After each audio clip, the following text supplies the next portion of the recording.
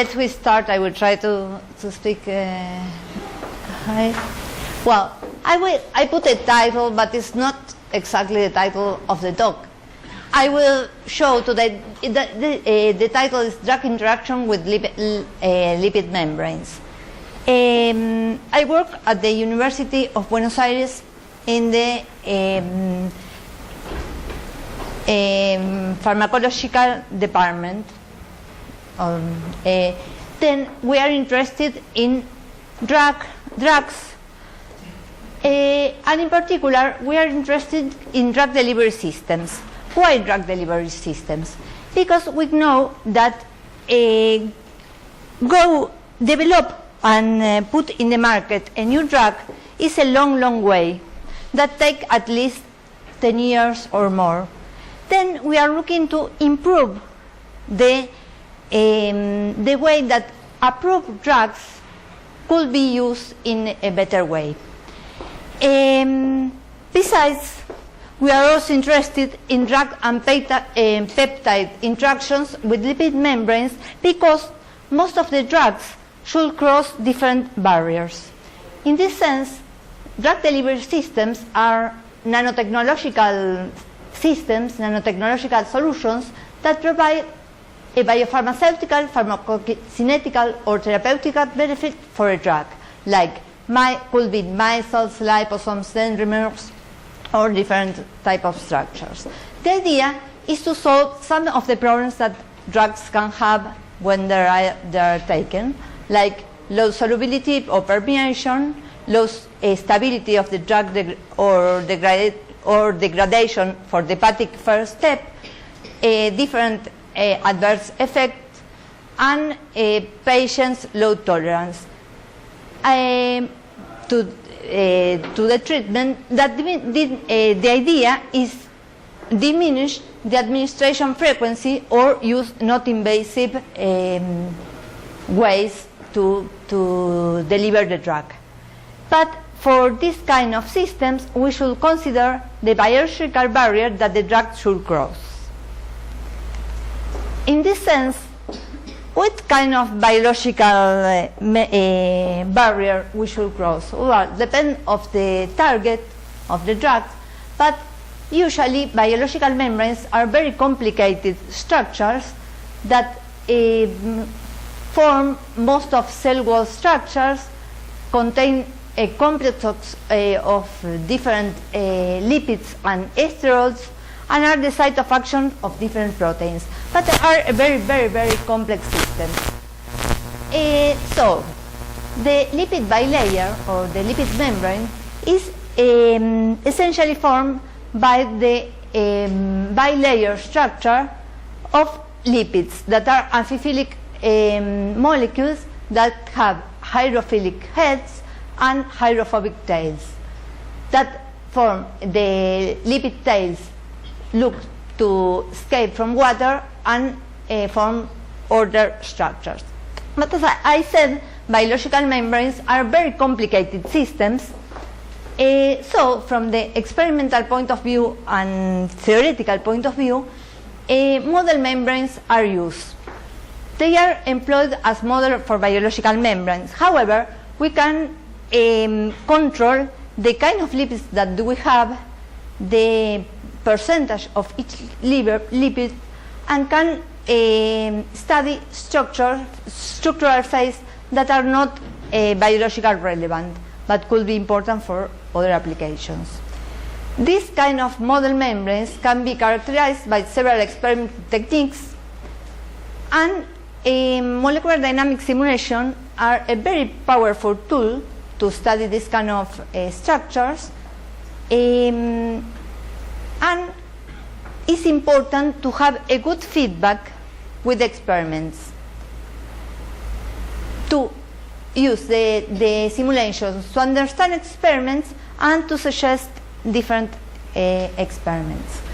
Well, we use essentially classical molecular dynamics. When we can, we use atomistic models that we can have a good detail of the kind of interactions that the drugs have with the membranes. But the problem usually is the time scales and the size of the system that we can study. So in these cases, we go to coarse-grained models that partially alleviate this problem, however, lost in details. We walk in the phase space like we were an elephant and don't see many of the minimas that are in the way. In this sense, if we want to study a liposome, for example, that is a lipid structure that contains the bilayer, by atomistic simulations, we can think that we have a very big liposomes, yeah, with the infinite radius, but we just take a slice of this. Then we study the bilayer as a plain bilayer. By the other hand, if we use coarse-grained model, we can reach a whole liposomes, but usually a quite small one. So we try to use both approximations to try to have a real picture that will be in between both approximations. So we look at the very detail with the atomistic models, and then we try to do more cooperative or collective effects using coarse-grained models. Well, this is a summary of kind of things that we can use that I took from Irene Good thesis and adapted for most of the simulations of drug interaction with membranes that we have. That the idea is see how the drug interact with the membranes, how the drug affect the membranes, and if the drug can cross the membrane. In this way, we can change or vary the charge, the structure or concentration of the drug, yeah, and see how they alter the partitioning and how the interactions are affected by this, looking at different properties of the drug interaction. By the other hand, we see we can change the kind of lipids and so on, the composition and the structure, and see how the lipid bilayer is affected by the presence of the drug. Well, I will show an example of this kind of systems, that is the interaction of triptans that are anti-migraine drugs that were developed as agonists of the serotonin receptors. This is the sumatriptan, that is the prototype of the triptans family, and they were really developed as a drug that was already developed looking at the site of action. However, they was not as good as they expect. And why was not as they expect? Just because most of serotonin receptors are inside of the brain, and then the drug should cross the blood-brain barrier to have their actions. And seems that the problem is that they are good agonists, however they don't reach the site of action. Then in this sense, the first step that we took was a model the barrier using a POPC lipid bilayer. In this sense, we study the sumatriptan, that is this drug that has a pKa of 963. This means that at the physiological pH is essentially protonated most of the time, most of the drugs.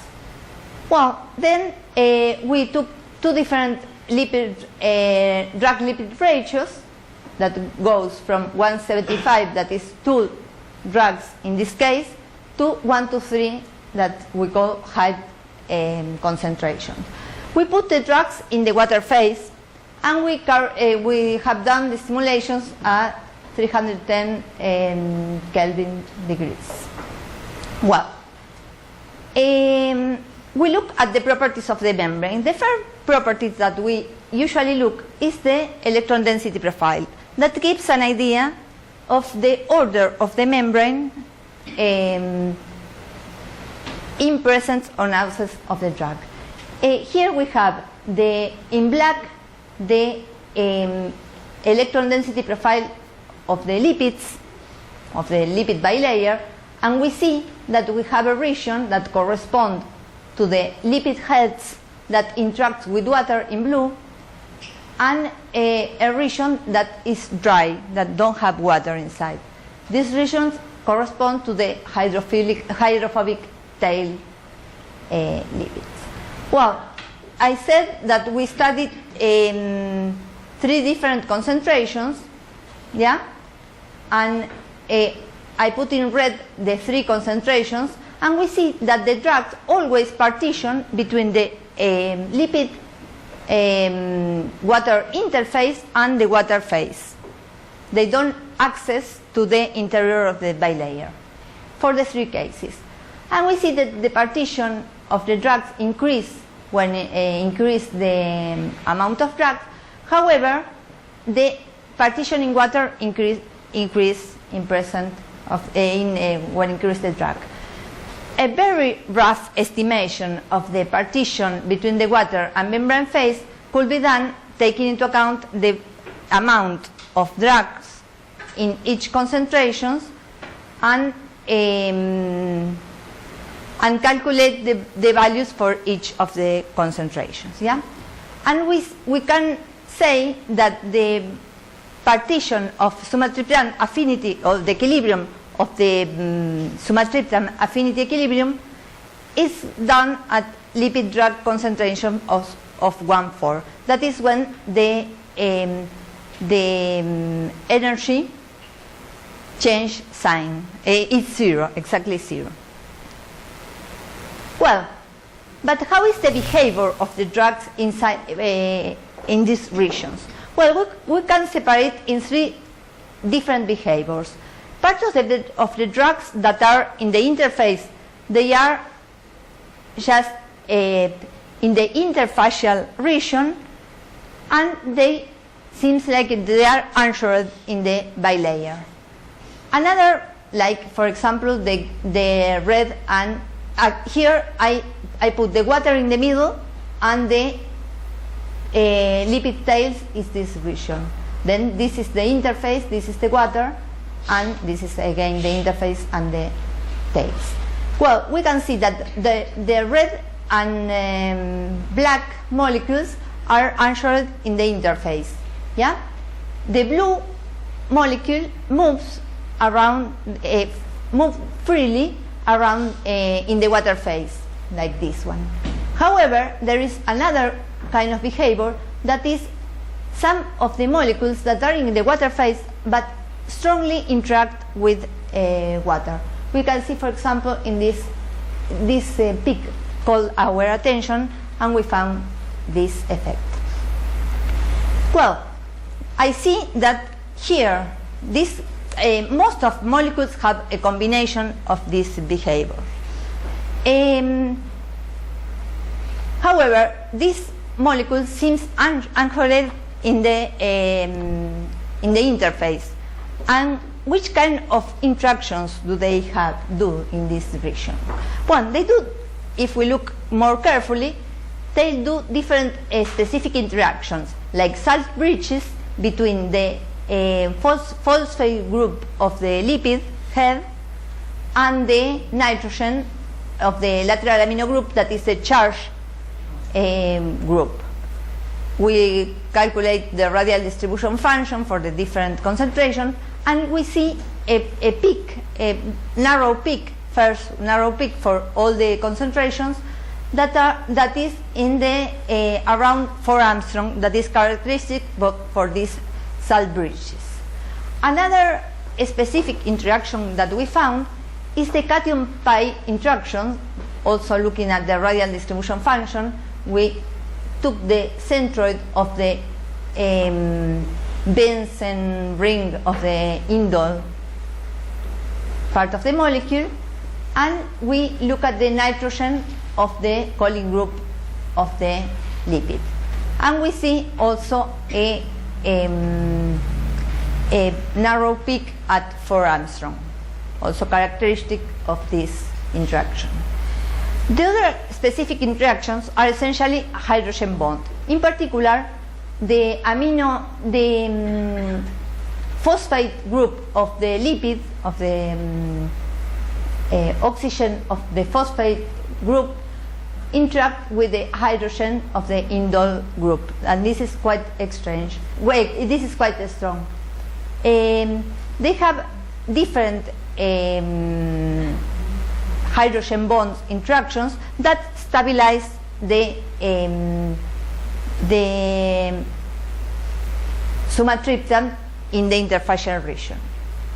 Okay, then besides, sumatriptan has the ability to form hydrogen bonds with water, since it bears donor and acceptor groups in its structure.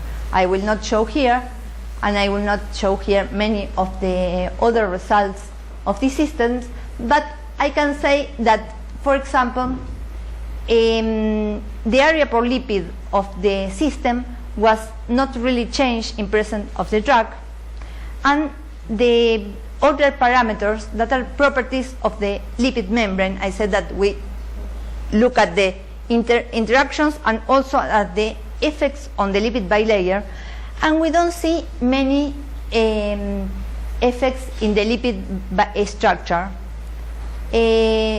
However, we see a polarization of the membrane that I'm not showing here. Well, the second step that we did was compare with another drug that was a very similar drug, also from the same family, that is naratriptan. Naratriptan was developed looking for increase the lipophilicity, to increase the affinity for lipids to try to cross the barrier. Well, in this case, I'm showing also have a pKa near 9.7, then it's protonated and in the same conditions. Then in this case, we at high concentrations we investigate the initial conditions, and we put both drugs in water and both drugs in the middle of the interior of the lipid bilayer. This is a quite artificial condition. However, we try to look if we put the molecules there, they are stable, or they can have a mechanism to cross in some conditions. So when we put both drugs, solid is for the sumatriptan and dot is for the naratriptan. When we put both molecules in water phase, have a very similar behavior. They partition between the interface and the water phase, yeah, with no access to the lipid interior. However, when we put the drugs inside the bilayer, we see that for sumatriptan they have the same behavior. They go to the interface and they partition between interface and water phase. However, the naratriptan, if we look here, we see that we have naratriptan inside the bilayer, but also we have water inside the bilayer. Yeah? So we said, okay, what is going on? And if we look in more detail, we find that a pore, this green are the naratriptan. I remove the bilayer, only keep the lipid heads to see better, and these gray are the water. We see that in these conditions, naratriptan self-aggregate and form a pore-like structure that allows the pass of water. This is, we keep running. It's like 300 nanoseconds now, and still the pore still stable. We are trying to change conditions in experimental setups to see if we can find this kind of structure, and what is possible to do with these kind of structures, but was quite surprisingly for us. This behavior was not observed for sumatriptan, that from the same conditions they go directly to the interface and water phase, as we see in this slides of the electron density profile. Well, here we learn many things. We vary more things that I show here, which even if the protonated species is this species is the more abundant one, we study also the neutral, and we change different variables, and we find that it's essentially only if we put the drugs inside the bilayer they can go inside. If not, even with no net charge, they cannot enter inside the bilayer. Well, but then we understand why they don't or it's difficult for them to cross the blood-brain barrier. So one proposed, well, I will go later. Well, the idea is to learn about all these simulations and go to a coarse-grained model. We use a Martini force field to reduce the degree of freedom and go to bigger systems to understand much more and longer times to study different properties. And well, our system for a while was water that has in the Martini force field, POPC that go from 134 atoms to 13 sites. That is already well documented, and we have some amino acids. However, we don't have the sumatriptan. In this way, we took the tryptophan, that is very similar to sumatriptan, in particular is the precursor of the serotonin, and we look at this and do the analogy and get a first structure of the coarse grain for sumatriptan that has 7 sites. Yeah, and we transfer almost directly all the aromatic ring and have a fine tuning of the other parameters just to get the same partition that we have with the atomistic model, because for us the partition is an important characteristic that we want to reproduce. In this way, we do exactly the same calculations that we did before. In solid is the points is the atomistic, and in solid is the coarse grain. We see that we lost in detail. However, we find a very similar distribution. Also, partition between the interface and the water phase for the 3 concentrations that we look at this. Well, in particular, we look at the percentage of sumatriptan in the different regions for the 3 concentrations, and we have a quite good agreement. Then we have a coarse grain model of sumatriptan to go ahead in our simulations. In this way, we have the propose of encapsulate sumatriptan in poloxamer micelles. Poloxamers are 3-block copolymers that have that are linear, have a hydrophobic region in the middle, and are flanked by 2 tails of hydrophilic, 2 hydrophilic tails. They could have different lengths. In particular, we work with F127 that have 100 hydrophilic tails, and a hydrophobic core of 65. In this way, why we work with this? Because these poloxamers are thermosensitive, and with temperature and concentration they can aggregate in micelles, and with temperature and concentrations they can form hydrogels. In particular, I will not enter in detail, but we look at the coarse grain model for these poloxamers, and we first look at the self-aggregation. We put many of these in water phase, and we see that they form a micelle. And then we go to a pre-assembled micelle, we stabilize it, and we see that it was stable at least for 100 nanoseconds. But then the idea was to encapsulate sumatriptan. And then we have now all the ingredients. We have the coarse grain model of poloxamer, the water, and the sumatriptan.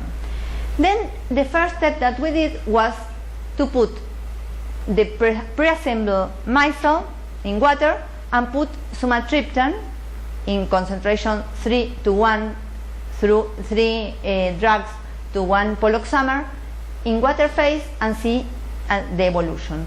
By the other hand, we put the drugs inside the micelle and see the evolution. When we look at both evolutions, we see almost the same picture. We see that part of the drugs are in water, remain in the water phase, and part of the drugs are trapped in the micelle. Well, but we need to quantify this in some way. For this, we did radial density profiles for both the sumatriptan in the condition in the bilayer and out the bilayer, and we calculate taking into account the spherical symmetry of the micelle somehow, and we see the radial electron density, mass density, and we see this is the one that the black is the whole poloxamer that has most of the interior, the green is the hydrophilic part, the red is the hydrophobic part, and we see that in both cases we find some water inside the micelle. The micelle is not as perfect as we expect. That probably happened also in the experimental studies. But the drug locate essentially, if we put in the drug is in orange. The drug, if we put in the water phase, they partition essentially, they are found essentially in the interface region between the water and the hydrophilic region. Yeah, but what happens when we put inside? They have the same partition in the same region, and you can superimpose this and it's perfect. However, you have some of the drugs that are trapped inside the micelle and create a hydrophilic region that carry water and hydrophilic monomers inside the micelle. Well, as a summary of this part, we can say that triptans, in particular sumatriptan, love interfaces. They always go to the interface. This was confirmed by experiments that carried out RMN with Eneida de Paula when she came to Buenos Aires, and Sachs with Cristiano Oliveira in USP. Well, the main interactions that are responsible in some way for these interface locations are salt bridge, cation pi, hydrogen bonds, In naratriptan, if we put in this artificial situation, we find this pore formation that we are looking forward to see if it remains stable and if they can be done or could be used in some encapsulation. And to improve the action, it was proposed encapsulate the sumatriptan in poloxamer mice cells. And simulations show that sumatriptan could be encapsulated in this kind of mice cells. Well, this triptan interaction with the lipid membranes and poloxamer was essentially the thesis of Irene Wood that was presented 2 months ago. Here I didn't show, but we also studied the interaction of poloxamer with the lipid bilayer, because one of the proposals was that the poloxamer could be coadjuvant to the drug, to help the drug to cross the membrane. We did some calculations and we didn't find that in presence of poloxamer the drug can cross it. Well, another of the subject of the lab, other of the subjects is the thermosensitive liposomal drug delivery system that is ongoing that Juan Albano for his PhD thesis. In this way, in this kind of work, we try to conjugate the poloxamers to liposomes to use the thermosensibility to have a explosive liberation of drugs, for example, anti-cancer drugs in the site of the tumor. Well, I will not talk too much about this because he will present a poster. Other of the subject is the interaction of human defensins with model bacterial membranes. The defensins, how much time I have? Minus 7. Yeah? No, he's the right one. Really? Minus 2, no, exactly, because I start 2 minutes later. We are trying to understand in the mark of the probiotic food, we try to understand why defensins recognize some of the lipid bilayers of some of the probiotics and kill it, and some of them don't.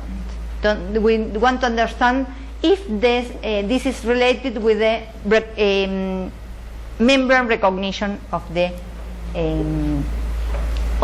defensin. For this, we are using coarse-grained model because we need to study cooperative effects. I will not show this. We have different collaborators. I put some of them here. And thank you for your attention.